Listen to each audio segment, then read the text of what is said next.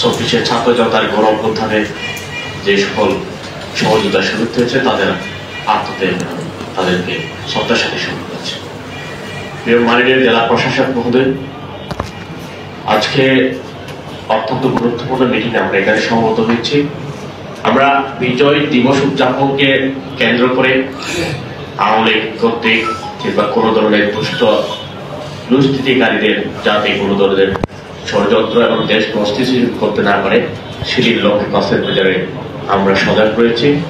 একই সাথে বিজয় দিবস যাতে করে আমরা সুন্দরভাবে এবং সফলভাবে আয়োজন করতে পারি সেটি আপনার দৃষ্টি আকর্ষণ করছি এবং সকলের সহযোগিতা কামনা করছি। একই সাথে সর্বোপরি যেটি বলতে চাই সেটি হচ্ছে যে মহান মুক্তিযুদ্ধ দিবসে এবং 2024 ছাত্র জনতার গণ অভ্যুত্থান দিবস, আমরা 2024 ছাত্র জনতার গণ অভ্যুত্থান দিবসে জুলাই স্মৃতি স্তম্ভ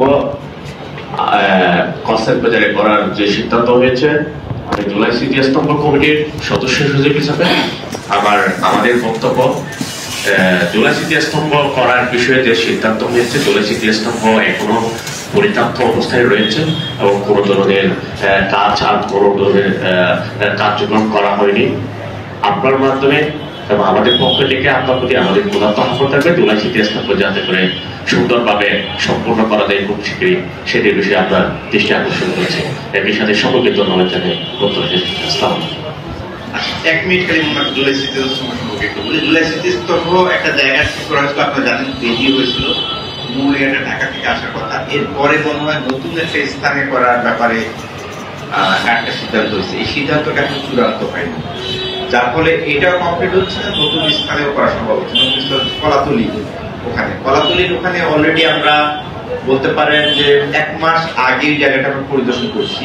টেকনিক্যাল যারা আছে, আমি যদি বলি রোড সাইড হাইওয়ে, গণপূর্ত, পানি উন্নয়ন বোর্ড, পৌরসভার ইঞ্জিনিয়ার এবং প্রশাসক সবাইকে নিয়ে আমরা ভিজিট করছি, করে তাদের একটা মতামত দিয়েছি। এটা কম্পাইল করে আমরা মিনিস্ট্রিতে পাঠাবো 2 একদিনের মধ্যে। ওইখান থেকে আসলে চূড়ান্ত সিদ্ধান্ত নিতে হবে। আমাদের হাতে এই মুহূর্তে এখন করণীয় কিছু নেই, বুঝতে পারছেন? আমার জানার মধ্যে কক্সবাজার আর চিটাগাং জেলা, এই 2টা জেলায় সিদ্ধান্তের জন্য বাকি আছে। দৈনিক আজকের বাংলা .net